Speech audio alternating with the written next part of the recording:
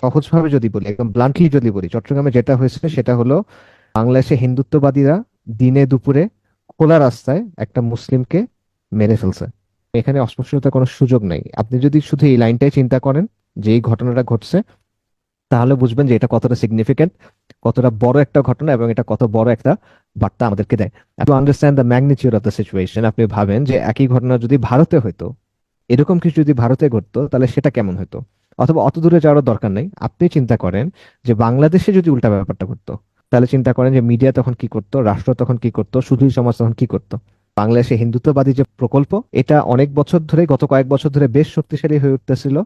আজকে যেটা হলো যে তারা নতুন একটা ফেজ শুরু করলো। তাদের যে প্রজেক্টটা এখানে আছে, বাংলাদেশে হিন্দুত্ববাদী যে প্রজেক্টটা চলমান, যেটার একটা ফ্রন্ট ইসকন, সেটার একটা নতুন, একটা ডেঞ্জারাস ফেজ আজকে শুরু হলো। সংকট যেটা তৈরি হলো আজকে, এই আজকে যেটা দেখতেছেন এটা আসলে কোনো সংকটই না, এর চেয়ে আরো বড় সংকট সামনে তৈরি করবে।